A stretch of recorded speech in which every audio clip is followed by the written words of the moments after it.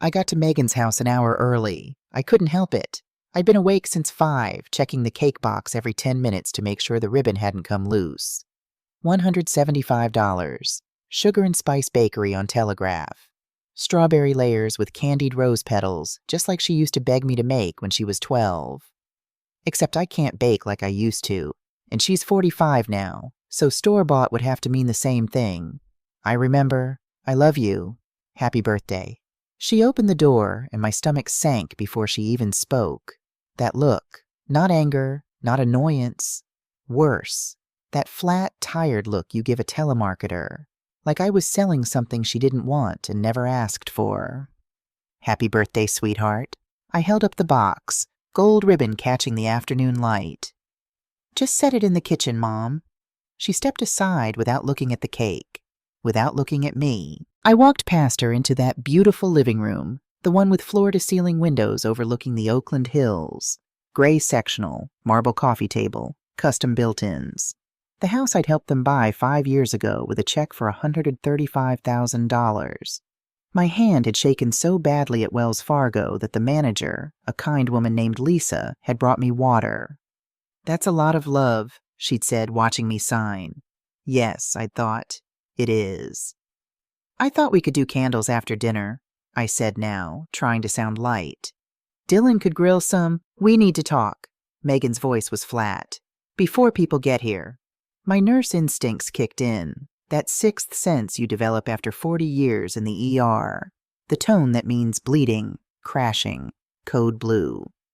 Of course, I said carefully. Whatever you need, honey.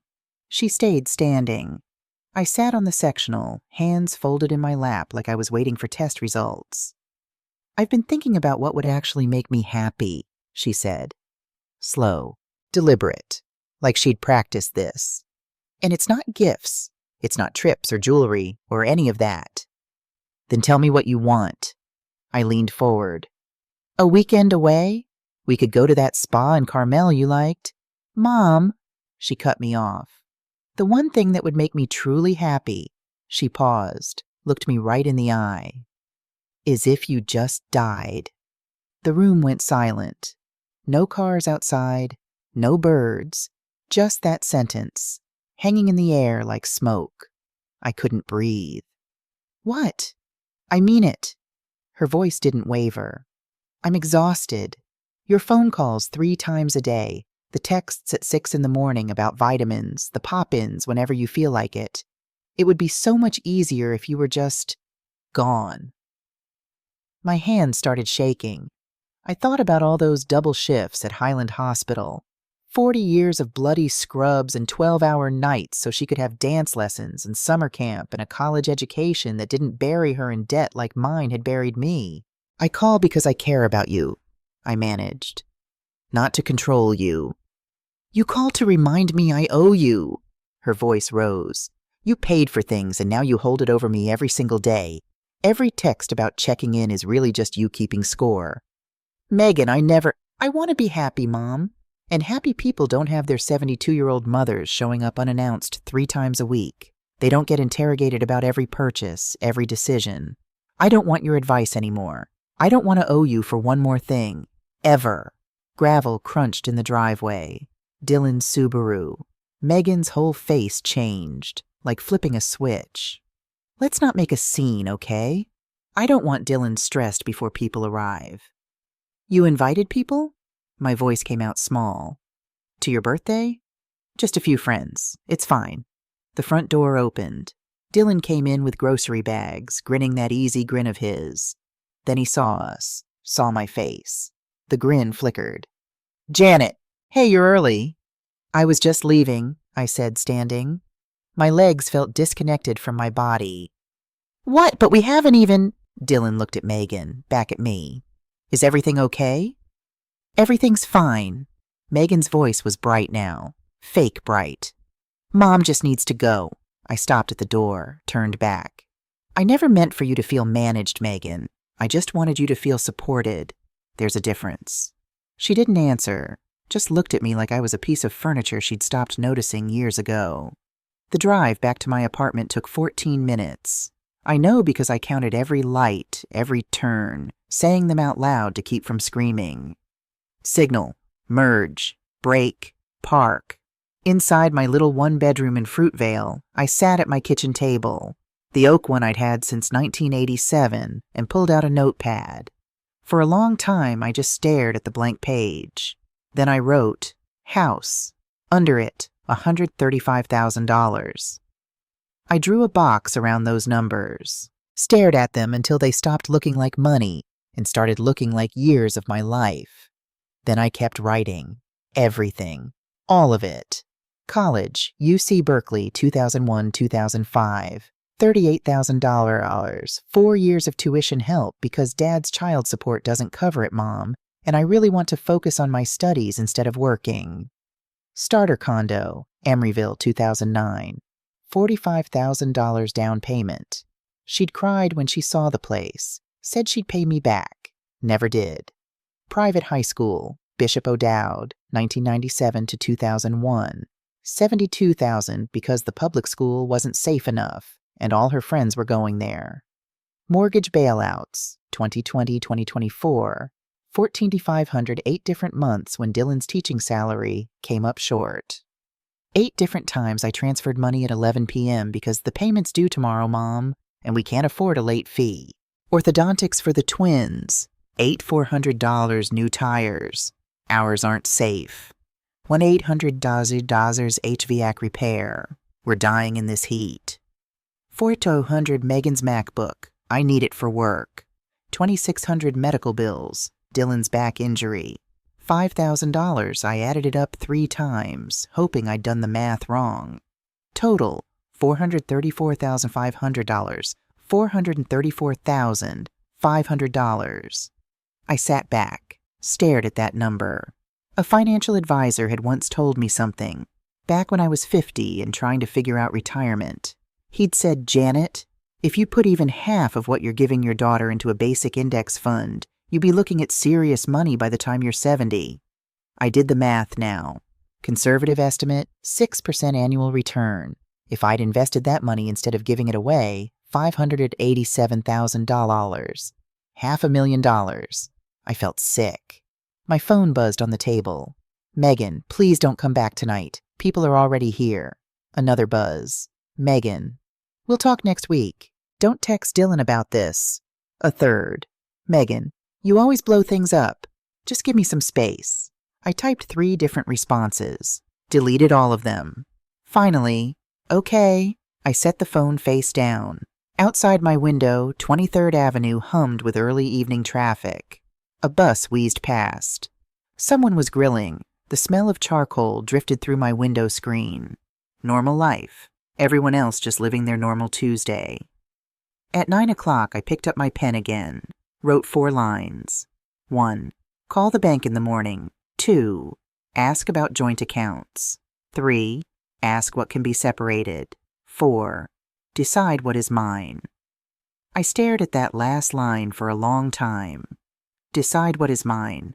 Then, at the bottom of the page, I wrote one more sentence. Tomorrow, I stop being the emergency fund for someone else's life.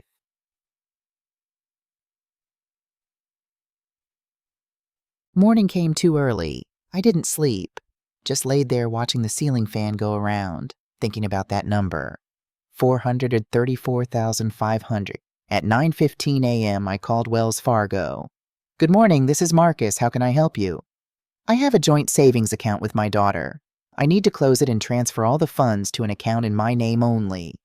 A pause. Professional, but I could hear the shift. I can help with that, ma'am. Just to confirm, closing a joint account means your co-holder will lose access immediately. Are you sure that's what you want? My hands were shaking. I'm sure. Would you like to do this over the phone, or would you prefer to come into a branch? I'll come in. What time can you see me? We have an opening at 11 this morning. I'll be there.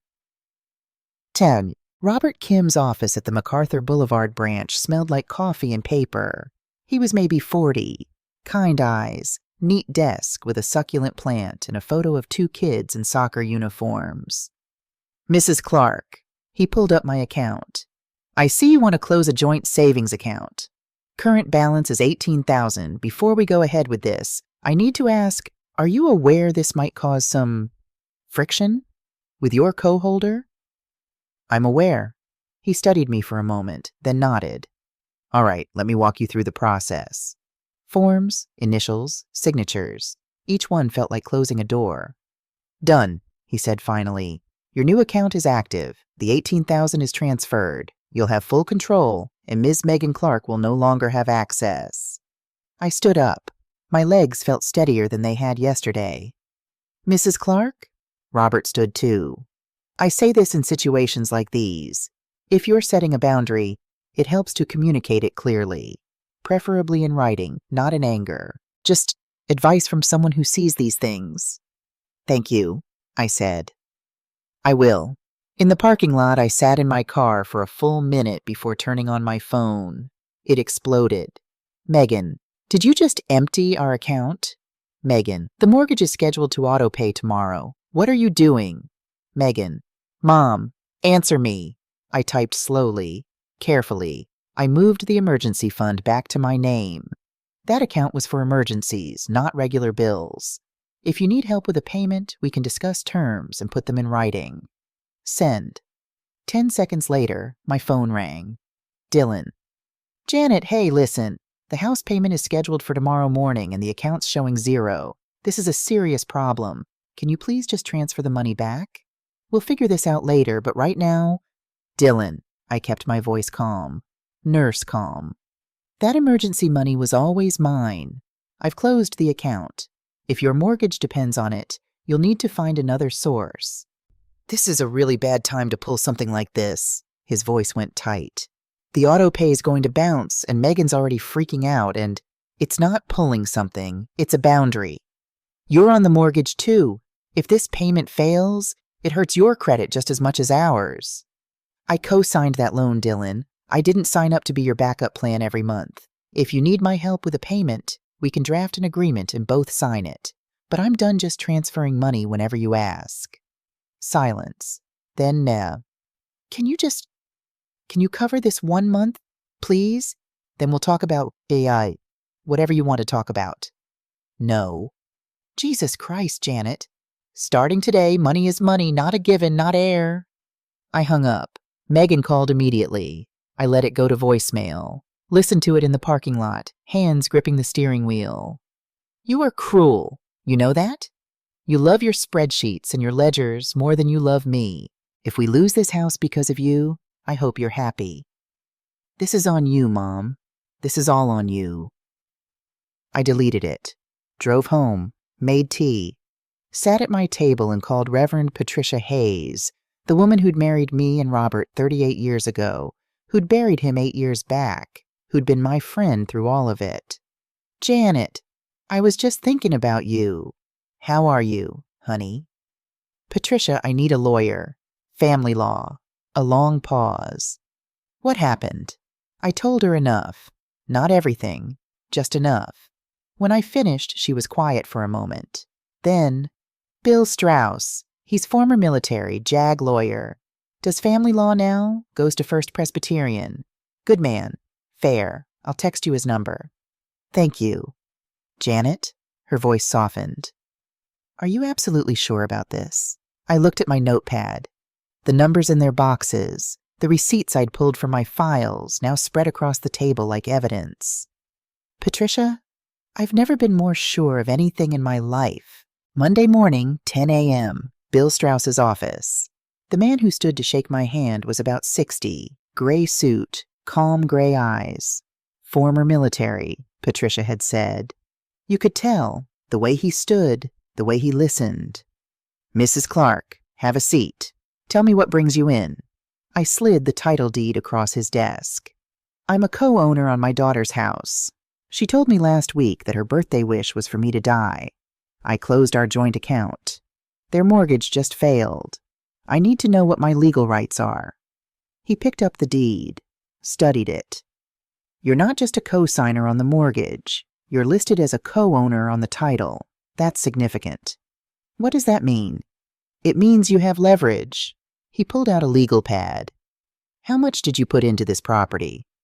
$135,000 for the down payment. Another $14,500 covering mortgage payments when they came up short. He wrote quickly. Here's what I recommend. We send them a letter, professional, unemotional, with 2 clear options. Option 1, they buy you out for the amount you've invested, plus reasonable interest within 60 days. Option 2, they agree to list the house for sale within 45 days, and proceeds get divided based on documented contributions. And if they refuse both, we file for partition. That's a legal action that forces the sale of jointly owned property. It takes longer, but given your documented investment, you'd have a strong case. What happens if they just don't pay next month's mortgage? They'll receive a notice of default, 30-day cure period. If they don't cure it, foreclosure proceedings begin. Now, you could cure the default yourself to protect your credit, then demand reimbursement with a written agreement. But honestly, I'd wait. Let them feel the weight of their choices. I sat with that for a moment.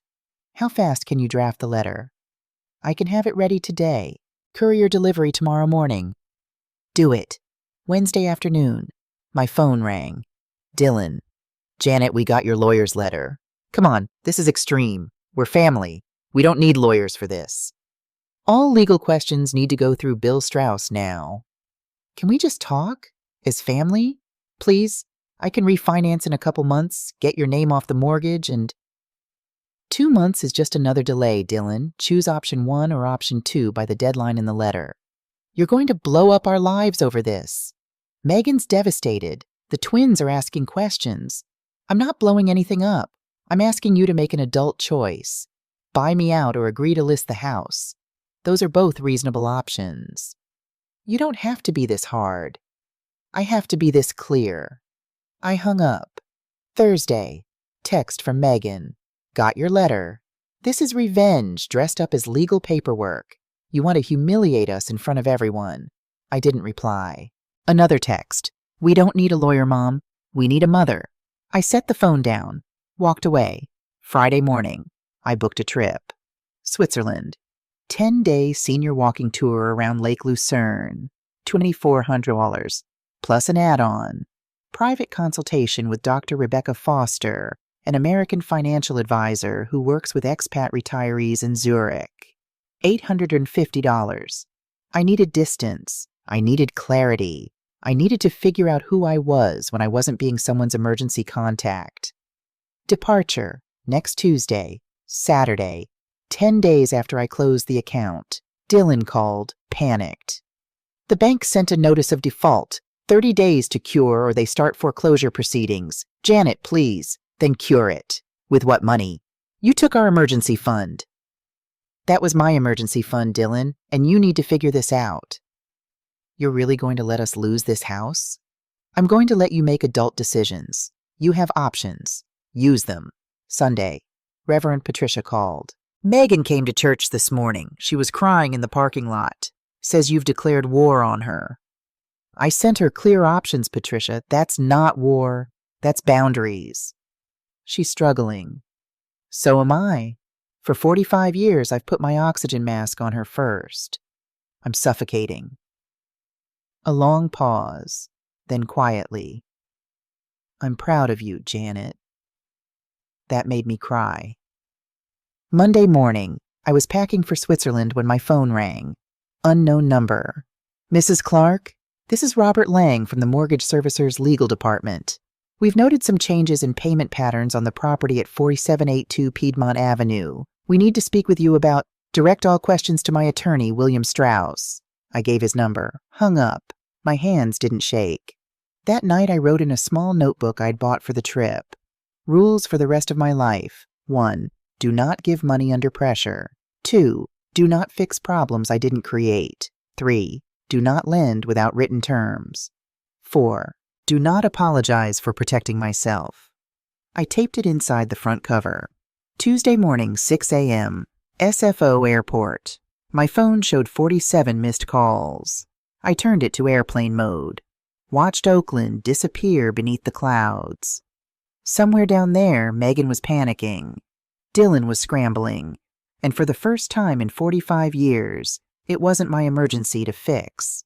I leaned back in my seat, exhaled. Lucerne, Switzerland. Day 1. The air hit me first, clean and cold, smelling like water and old stone. Our group of 8 gathered in the hotel lobby. Senior walkers, all over 65. I was the second oldest. Klaus, our guide, was compact and precise, very Swiss. He counted heads twice before speaking. Welcome, I'm Klaus. Tomorrow we walk the lake path. Gentle pace. Coffee stop at the halfway point. Tonight, rest. Adjust to the time change. A woman next to me smiled. Short silver hair, bright blue eyes, expensive walking shoes. First time in Switzerland? She asked. First time doing anything just for myself in about 45 years, I said. And she laughed. A real laugh, not polite. Good reason to start. I'm Ruth Sanderson, retired English teacher from Boulder, Colorado. Janet Clark, retired ER nurse from Oakland. What are you running from, Janet? The question was so direct it took me back. I'm not running. Everyone on these trips is either running from something or toward something. Sometimes both. She tilted her head. Which one are you? I thought about Megan's face when she said it. I wish you were dead. I thought about that number, $434,500. About the mortgage notice, Dylan's voice when he'd called it a stunt. Both, I admitted. Ruth's smile widened. Honest, I like that. Want to walk together tomorrow? I'd like that. Day 2, lake path. We fell into an easy rhythm. Ruth walked like someone who'd spent her life in mountains. Steady, no wasted motion. The lake stretched beside us, green as bottle glass. Mountains rose on all sides, their peaks still white with snow in June. So, Ruth said after about 20 minutes, what's the thing you're learning? Everyone here is learning something. To stop funding emergencies I didn't create. She stopped walking, turned to look at me. Say that again. I've spent 45 years bailing out my daughter. Last week she told me her birthday wish was for me to die. So I closed our joint account. Their mortgage failed. I hired a lawyer. Ruth grabbed my arm, not hard but firm. Write that down, right now. Stop funding emergencies I didn't create. You're going to need those exact words when the guilt starts calling. I pulled out the small notebook I'd brought. Wrote it on the first page in blue ink. What about you? I asked. What are you learning? That I can't rescue everyone. She started walking again.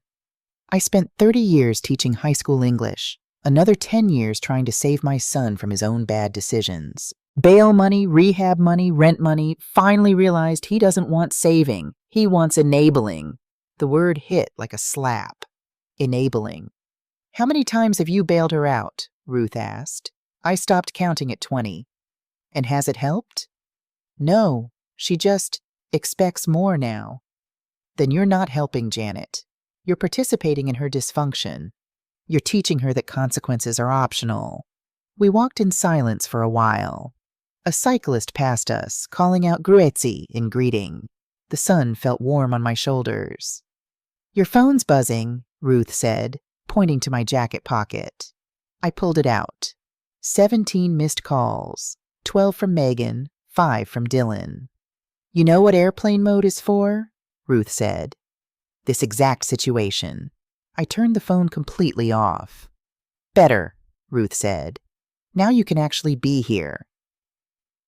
Day 4, hotel lounge, 4 p.m. Dr. Rebecca Foster was American, mid-50s, sharp dark eyes, handshake firmer than most men's. She ordered tea for both of us before sitting down.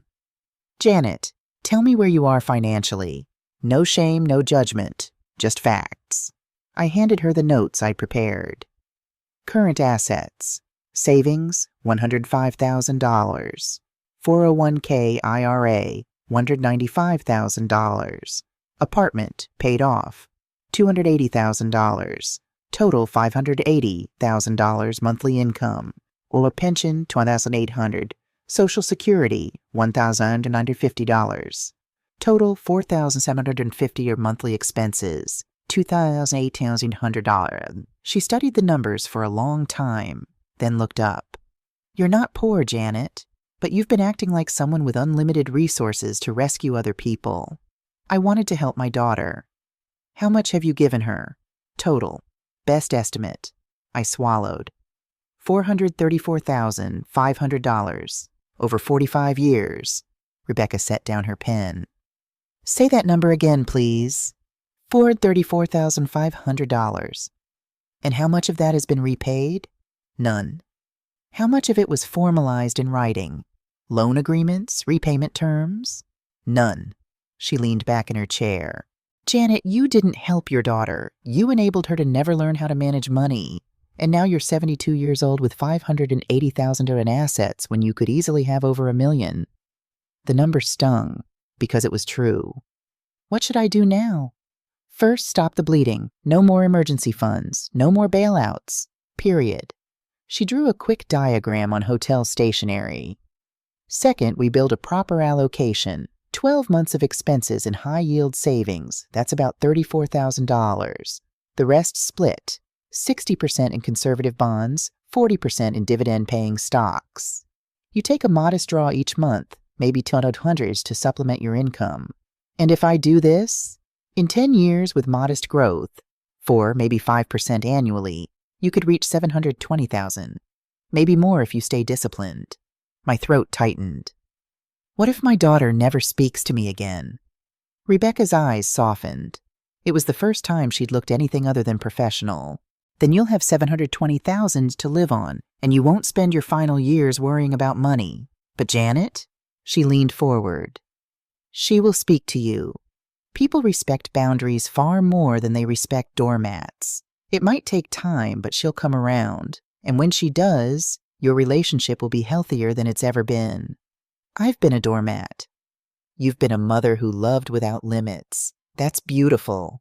But at 72, you need to love yourself enough to say no. I cried then. Not sad tears, relief tears. Like finally setting down something heavy I'd been carrying for decades. Rebecca handed me a tissue. You're going to be fine, Janet.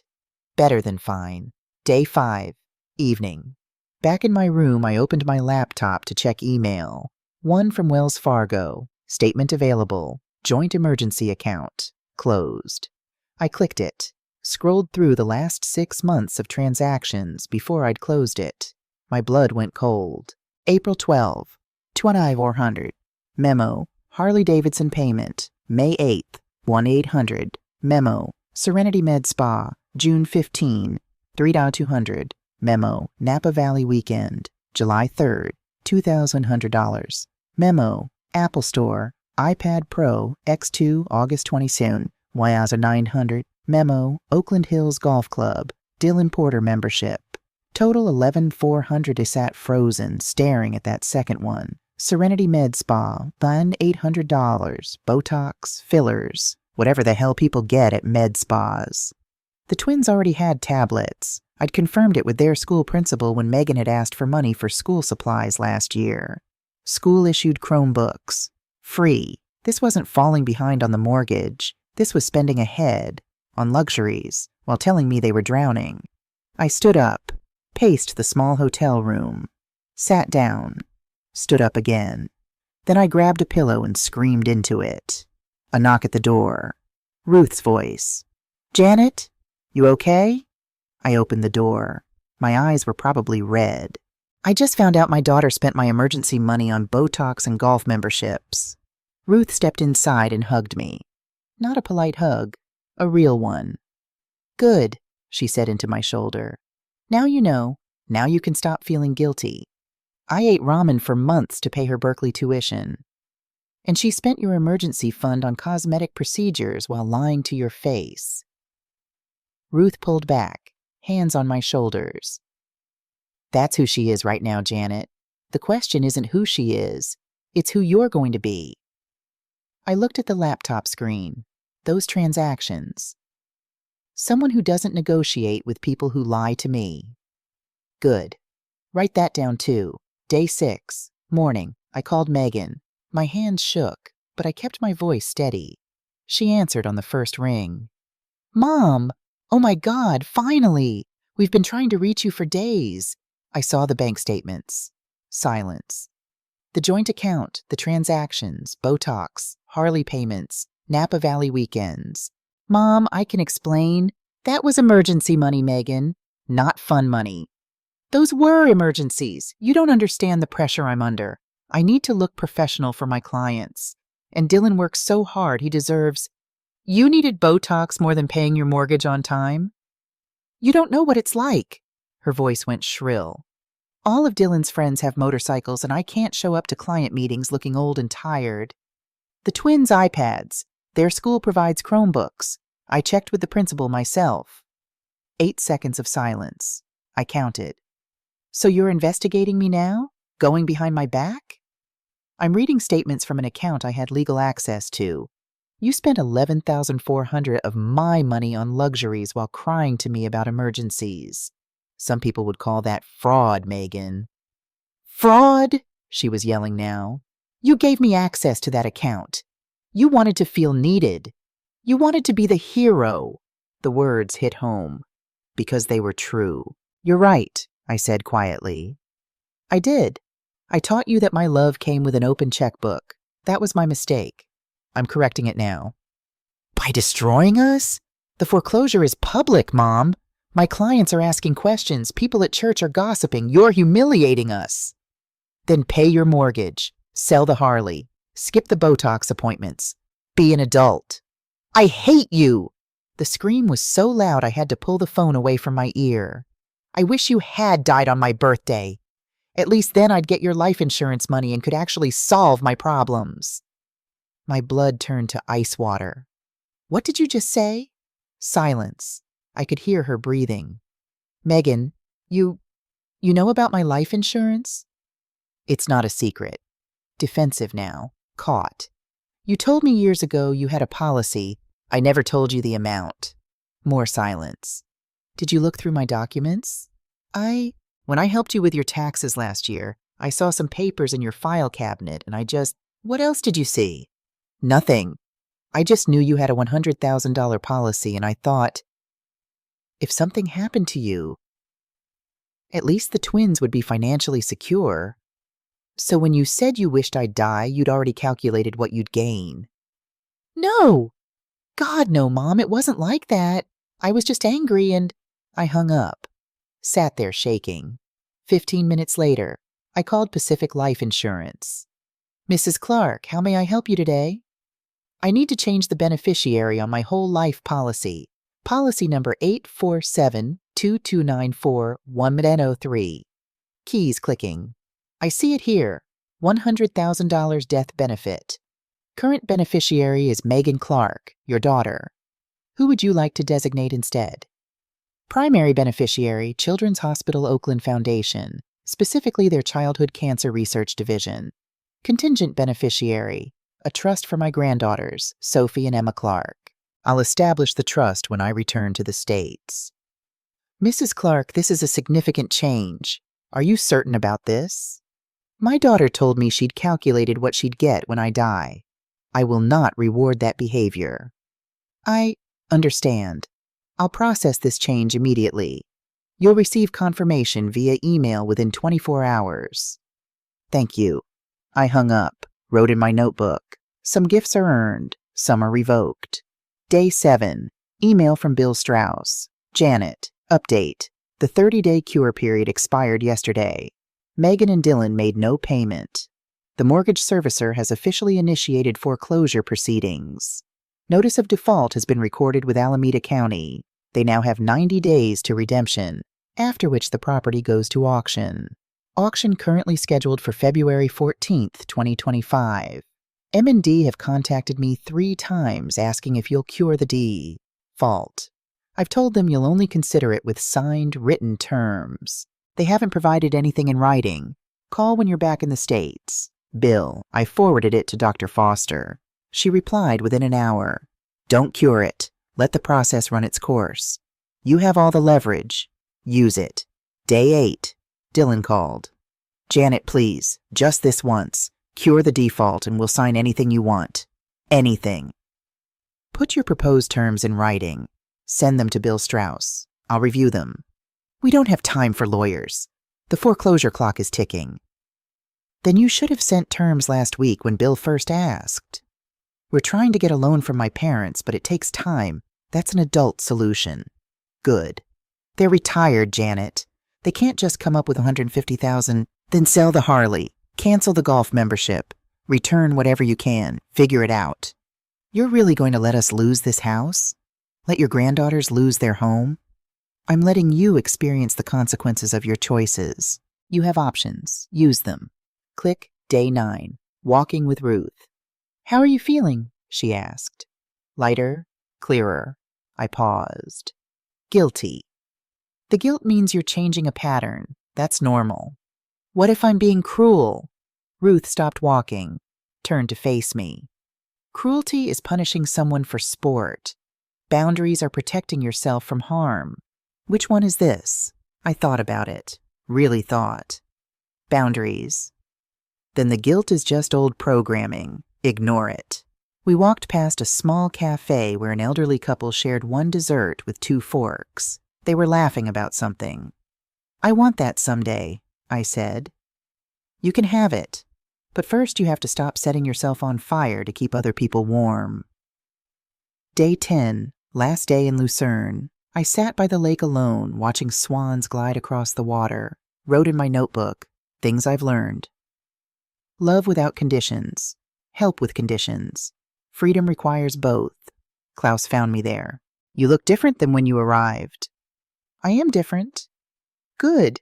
That's why people come here. To find the version of themselves they left behind somewhere. Flight home. Ruth sat next to me in business class. We'd both splurged. What happens when you land? She asked. I face whatever's waiting. Foreclosure, maybe silence, maybe both. And I'll be okay.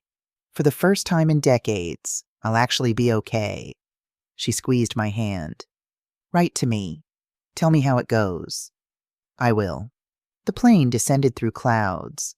Oakland appeared below, tiny houses on a grid, the bay like hammered silver.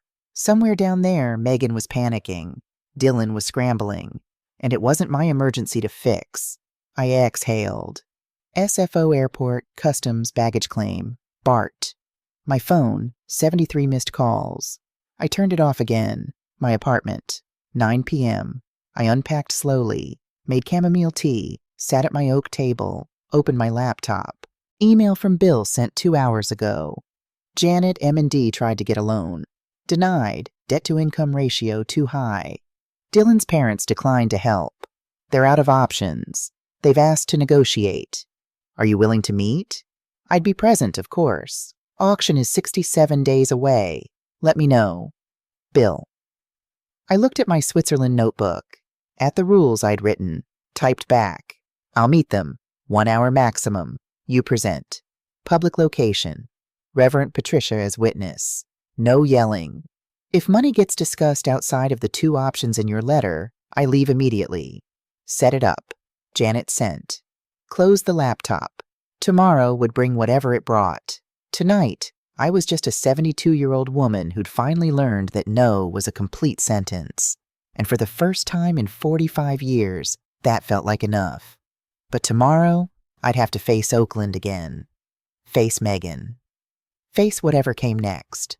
I wasn't scared anymore. I was ready. The BART ride from SFO to Fruitvale felt longer than the flight from Zurich.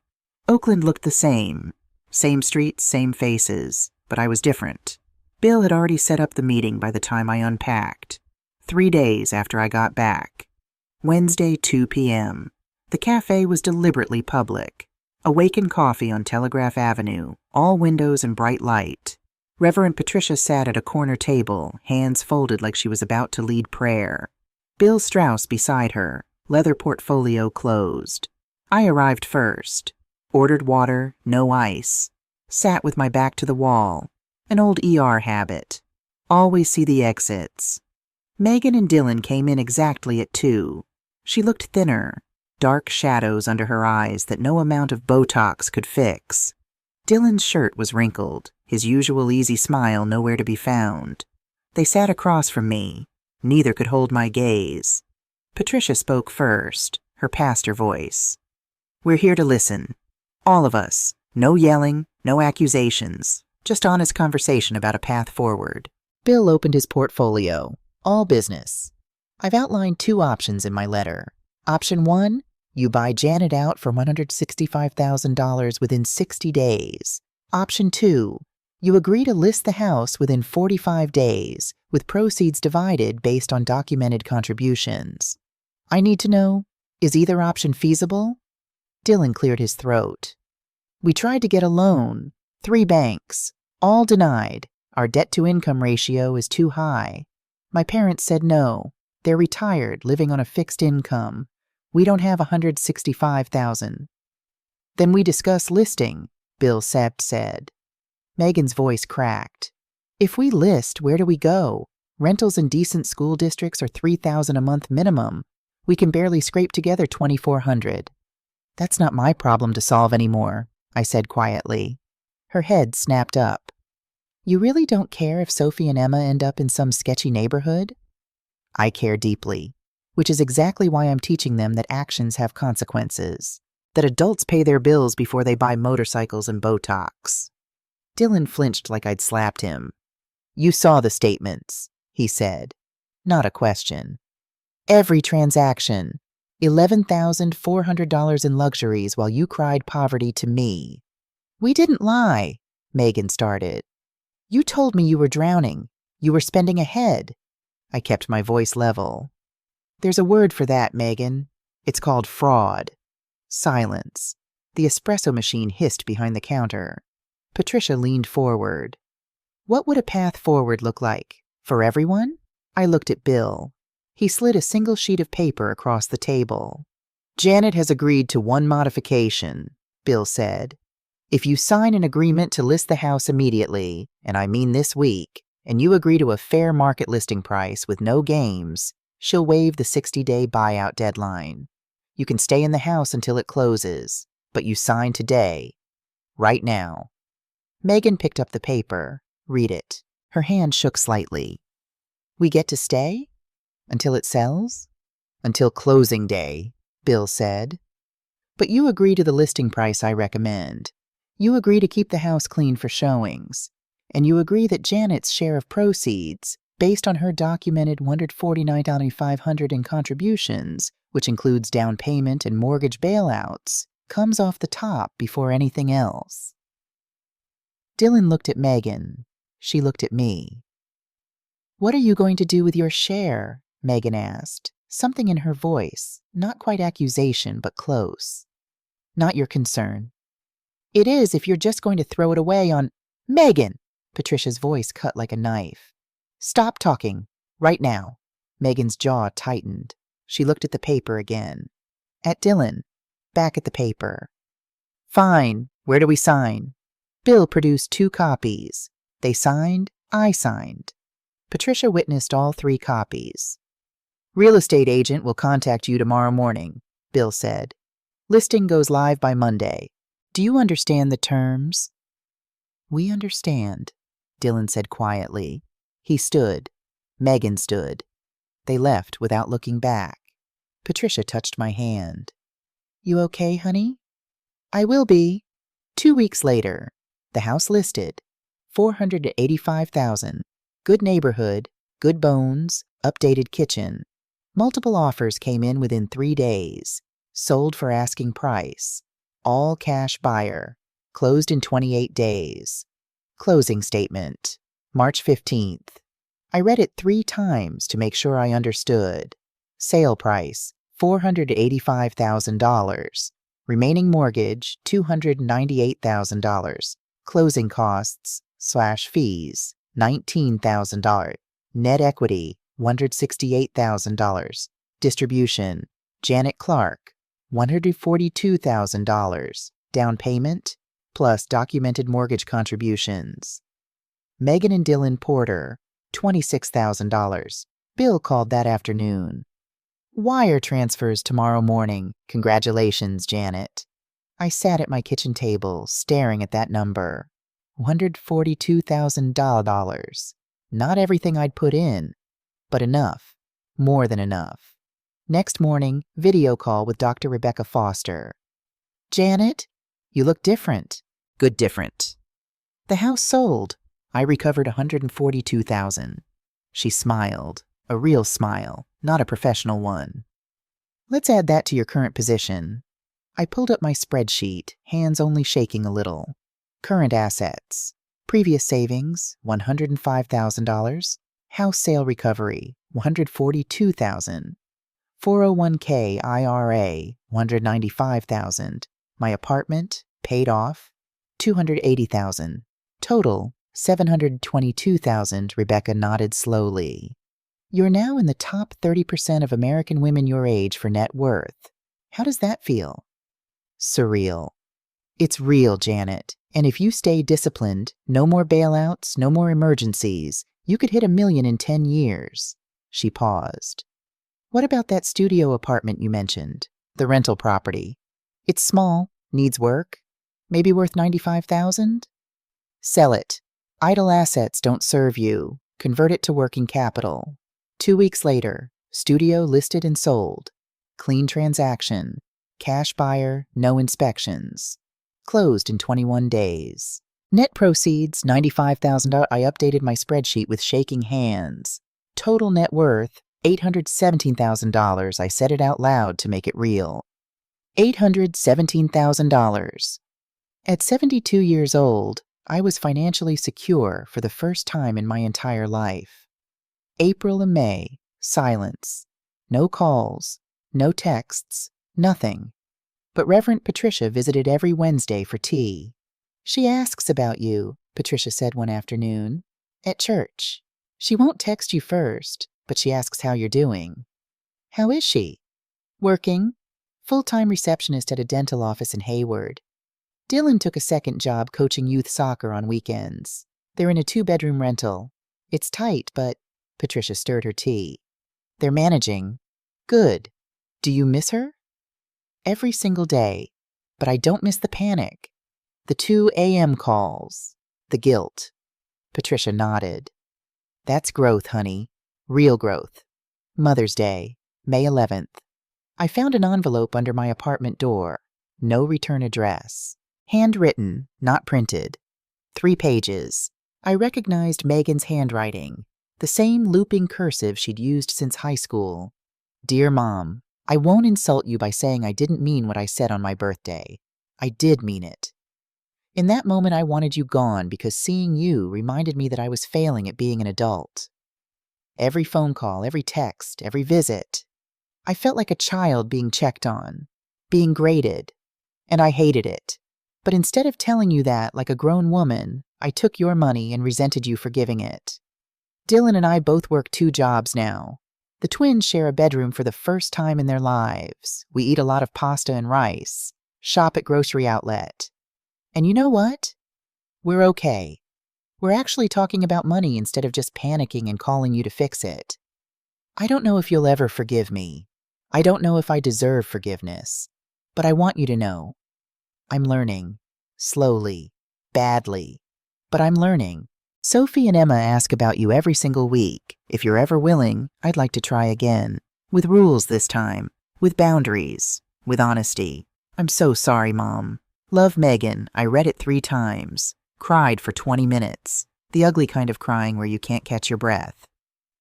Then I pulled out my nice stationery and wrote back. Megan, Sunday afternoons, 2 o'clock to 4 o'clock p.m. Lakeside Park by the playground. You, me, and the girls. 3 rules. 1. No money talk. 2. No guilt trips from either of us. 3. If someone breaks a rule, we go home and try again next week.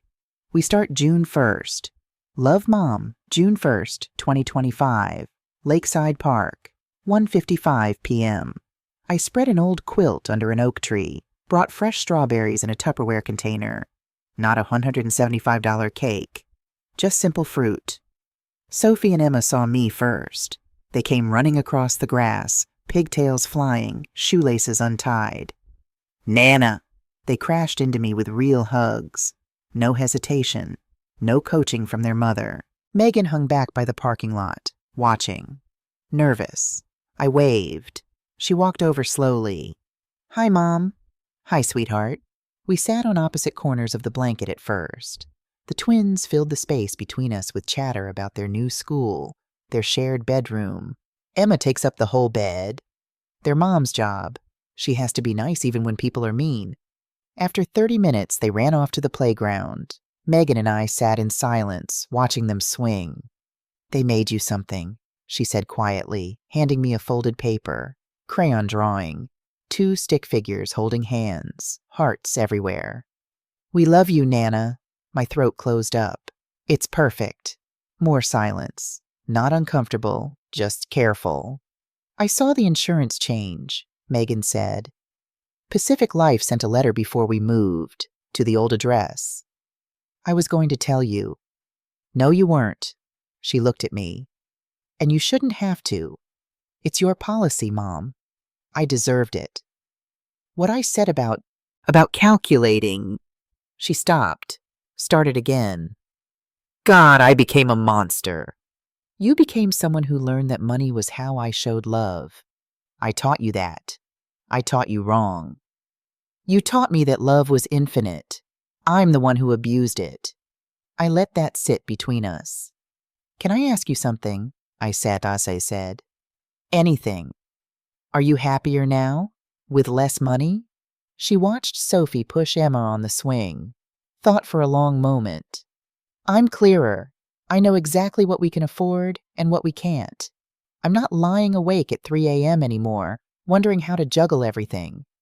Dylan and I actually talk now. We have a budget we look at together every Sunday night." She laughed. Bitter, but real. "I'm not happy about losing the house, but I'm not drowning anymore either." "That's real growth, Megan." "It's humiliating. It's adult." She turned to face me fully. "Can I ask you something?" "Yes. Do you still love me?" I didn't hesitate, not even for a second. "Always. Every day. Forever. But I will never fund you unconditionally again. Love and money are separate now. They have to be." Her eyes filled with tears. "Thank you. I needed to hear both parts. Same time next week? I'll be here." 6 months later, December 24th, 2025, Christmas Eve, small gathering at my apartment. Just us. Megan brought homemade cookies, not fancy bakery ones. Slightly burnt on the bottom, but made with her own hands. Dylan brought a small, succulent plant. "For your windowsill. Patricia said you like plants." Sophie and Emma brought more crayon cards, more hearts. We exchanged gifts by the little tree I'd put up. Me to the twins. Books. $40 total from a used bookstore. Me to Megan and Dylan. Nothing. Megan to me. A framed photo collage. 6 photos from 6 Sunday park visits. All of us smiling. Real smiles. Dylan started to say something. "We wanted to get you more, but our budget—" "This is perfect," I said, cutting him off gently. "This is presents." "Not presents." Later, as they were leaving, Megan paused at the door, the twins already heading down the stairs. "Mom?" "Yes, honey?" "I'm proud of you. For what you did. It saved me."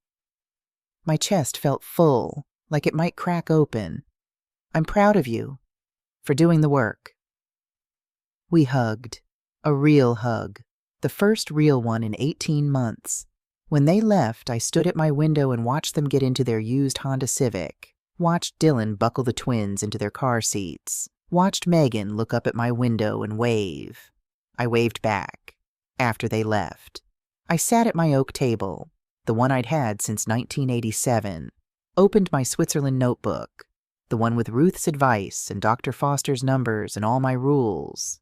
Added one final entry: love without conditions, help with conditions, freedom with both. I looked at my phone, do not disturb mode, a boundary I kept now. Looked at the framed photo collage on my wall. 6 Sundays, 6 visits, real connection. Opened my banking app one last time. Net worth, $817,000 monthly income, $6,625. Pension plus Social Security plus modest portfolio draw. Monthly expenses, $2,800 monthly surplus, $3,825 for the first time in 45 years. I wasn't worried about money. For the first time in 18 months, I wasn't worried about Megan. I was just free. I pulled out my journal, wrote one last entry. December 24th, 2020. A year ago today, my daughter told me her birthday wish was for me to die. Today, she told me I saved her. But I didn't save her. I stopped drowning with her. I threw her a life preserver and taught her to swim. The greatest gift I ever gave her wasn't $434,500 over 45 years. It was the word no. I'm 72 years old. I have $817,000 in assets. I have Sunday afternoons with my granddaughters. I have peace. I spent 45 years being needed. Now I'm learning to simply be wanted. That's so much better. I closed the journal. Outside my window, Oakland hummed with Christmas Eve life. Car horns, music from someone's party, laughter drifting up from the street. I made chamomile tea, sat by the window with the photo collage in my lap, smiled. Tomorrow, Megan and I would text about New Year's plans. Next Sunday, we'd meet at the park again. Next month, I'd start volunteering at Children's Hospital, the charity that now held my life insurance. But tonight I was just a woman who'd finally learned that boundaries aren't walls. They're bridges, built on truth instead of guilt. And for the first time in longer than I could remember, that felt like enough. More than enough. It felt like home. The end.